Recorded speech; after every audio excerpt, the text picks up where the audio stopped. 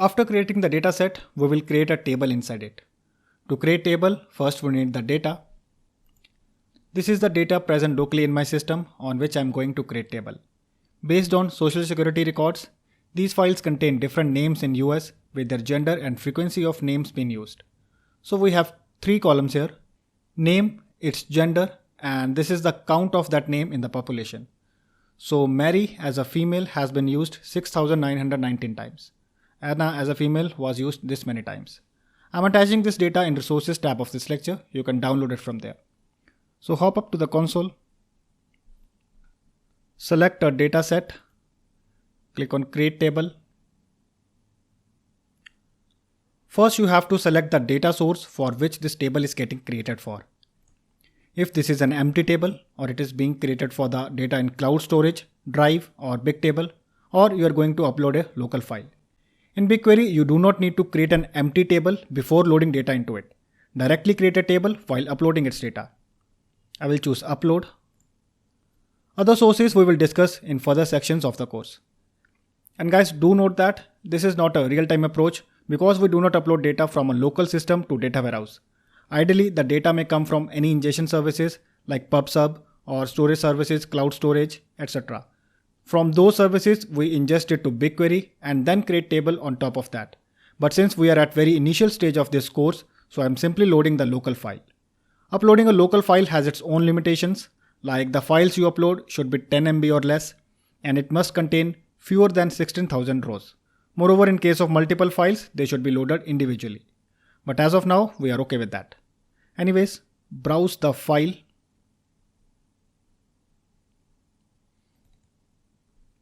File format is CSV. It takes all these files. Project name, dataset name, and table type. Table type is by default native. Actually, there are two types of table: native table and external table. More or less like you have the concept of internal and external tables in Hive. For native tables, they are backed by native BigQuery storage, and external tables backed by storage external to BigQuery like cloud storage. Provide the table name here. Table names are unique per dataset. Then this is the schema. Schema you can select auto detect or specify it yourselves. Schema auto detection is available when you load the data into BigQuery and when you query an external data source.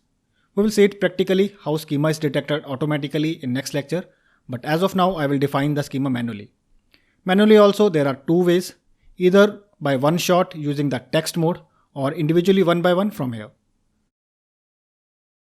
Provide the name of first column. Now talking about the column name properties, a column name must contain only letters, numbers or underscores, and it must start with a letter or underscore. The maximum column name length is 128 characters and it cannot use any of the following prefixes. Duplicate column names are not allowed even if the case differs. For example, a column named column 1 in caps is considered identical to a column named column 1 in small, so both columns can't coexist. Select the type, it is string, and this is the mode. BigQuery supports the following modes for your columns. Nullable mode allows the column values to be null. If the mode is unspecified, the column defaults to nullable. In required mode, null values are not allowed, and in repeated mode, column contains an array of values of the specified type. I will add the three fields as per my data. So this is null.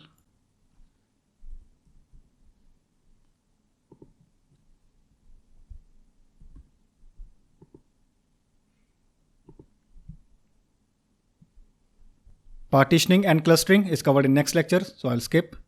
Coming to the advanced options. In advanced options, you can specify the table properties. Like if you're going to append this file or override the table, if the table is already existing. Then here you can specify the maximum number of rows containing errors that can be ignored. If the number of rows with error exceeds this value, the job will result in an invalid message and fail. If you check this particular box, then rows with extra column values that do not match the schema will be ignored and will not be imported to BigQuery. For example, if we have defined a schema of 3 columns and there is some row in the file which has 4 columns, then if this is enabled, that row will not be imported to BigQuery. Field delimiter for a CSV file is comma. Then if you wish to skip some header rows from the file, you can provide the number of rows to be skipped here. Jagged rows. Guys, it is a usual thing that for each column specified in schema, not all of the rows in your data file would have values. Importer doesn't like the null fields in source data.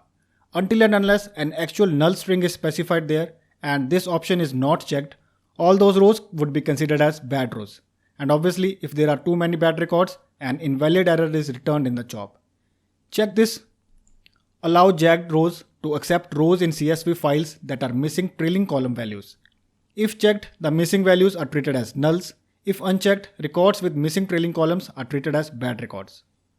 Select the by default encryption.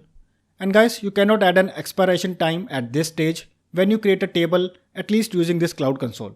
Only after a table is created, you can add or update a table expiration date, which I will show you once it gets created. Click on Create Table.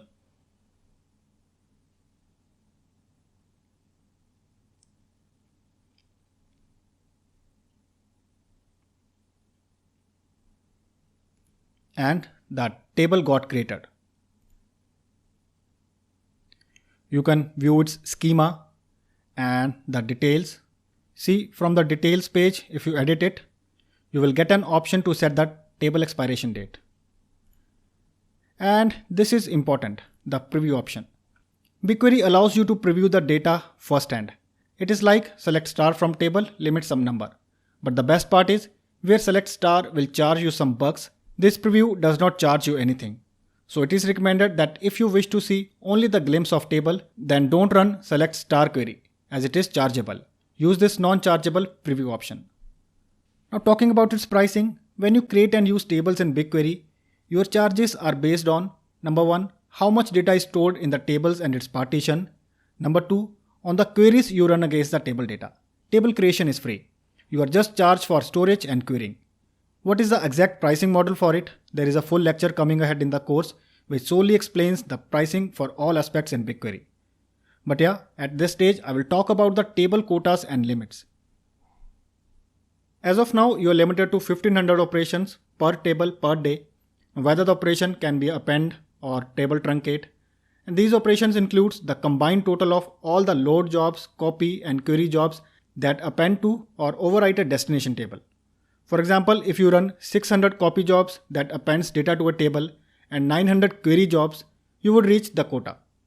Then maximum columns in a table, query result or view can be 10,000. Guys, again I would say that this is just one way of creating a table. There can be partition or cluster tables and also more operations we can perform on these tables. And I have it covered for you in this course.